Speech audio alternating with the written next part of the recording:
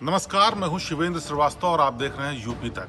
UP तक में आज बात फिर से एक बार हाथरस की है। वही हाथरस जो कि सियासी ड्रामे में जल रहा है, वही हाथरस जहां सवाल खड़े हो रहे हैं कि आखिरकार सरकार ने ऐसी लापरवाही और बेपरवाही क्यों की कि आग लगी हुई है। वही हाथरस जहां अब सब कुछ एसआईटी जांच, सीबीआई और परिवार वालों की मंशा पर निर्भर करता है। हाथरस में 10 दिन से ज्यादा चले सियासी ड्रामे के बाद अब सब कुछ सीबीआई की जांच पर डिपेंड होगा, लेकिन उससे पहले एसआईटी की रिपोर्ट इस मामले में कई खुलासे करेगी, जिसे कल जमा किया जाना है। एसआईटी की रिपोर्ट में ये जानने की कोशिश की गई है कि आखिरकार घटना से लेकर के उसके बाद तक की जांच में किस तरह की लापरवाही अधिकारियों की तरफ से हुई थी।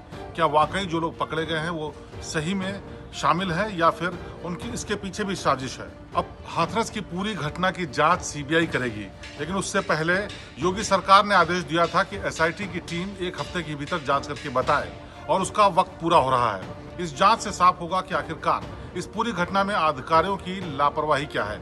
क्या वाकई पीड़िता के परिवार के द्वारा लगाए गए आरोप सही है, और क्या वाकई आरोपियों को जिनको गिरफ्तार किया गया है वो वाकई गुनहगार हैं। हाथरस का यह मामला पूरे देश के लिए मसला बन चुका है, लेकिन इसमें कई ऐसे पहलू हैं जिनकी गहराई से जांच की जानी बेहद जरूरी है। बगैर उसके इस पूरे मामले की सच्चाई सामने नहीं आएगी। लिहाजा सीबीआई जांच के अलावा एसआईटी की जांच और इसके अलावा लोकल पुलिस की जांच सबको शामिल किया जाना जरूरी है, और इन सभी जांचों के बाद साफ हो पाएगा कि आखिरकार जिस तरह के आरोप और प्रत्यारोप चल रहे हैं उनकी सच्चाई क्या है। सूत्रों की माने तो एसआईटी की जांच में एक बात तो साफ है कि अधिकारियों की तरफ से लापरवाही की गई, और इसका खामियाजा अब तक 5 पुलिस वालों को उठाना पड़ा है। लेकिन इस जांच की रिपोर्ट जमा होने के बाद कुछ और पुलिस वालों पर गाज गिर सकती है, क्योंकि उनकी तरफ से भारी चूक तो हुई कि रात के अंधेरे में आखिरकार उस मासूम को क्यों जलाया गया और उसके पीछे कौन वजह थी। इसलिए पीछे शामिल होने वाले लोगों के खिलाफ पुलिस सख्त कार्रवाई करेगी।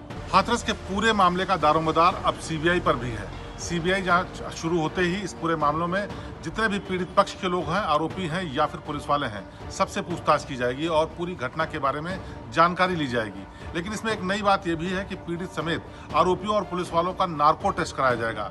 इसके पीछे की मंशा ये है कि ये पता किया जा सके आखिरकार इसमें से कोई भी पक्ष झूठ तो नहीं बोल रहा। इस बेहद संवेदनशील मामले में नार्को टेस्ट कराए जाने के पीछे एक और बड़ी वजह है, जिसका खुलासा बाद में ही हो सकेगा। लेकिन सूत्रों के मुताबिक पुलिस और अधिकारियों को इस बात का शक है कि परिवार वाले तमाम चीजें छुपा रहे हैं। क्या वो वाकई आरोपी लोग ही गुनहगार हैं या फिर पीड़ित पक्ष का भी कोई रोल है।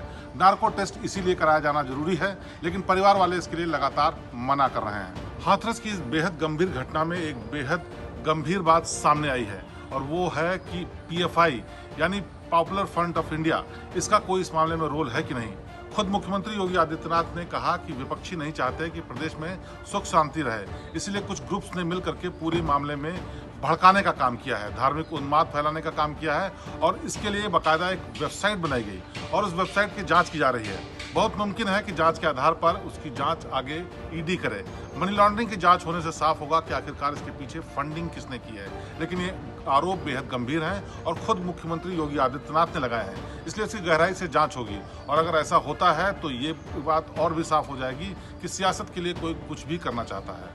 इन सब जांचों के बीच एक बात तो सच है कि उस घटना की रात जो कुछ भी हुआ वो बेहद बीभत्स था, और उससे भी बीभत्स वो था जब लड़की की मौत हो गई तो आनंद फानंद में रात के अंधेरे में पुलिस वालों ने उसकी लाश को जला दिया, वो भी बगैर परिवार वालों की मर्जी के, वो भी बगैर उनकी मौजूदगी के।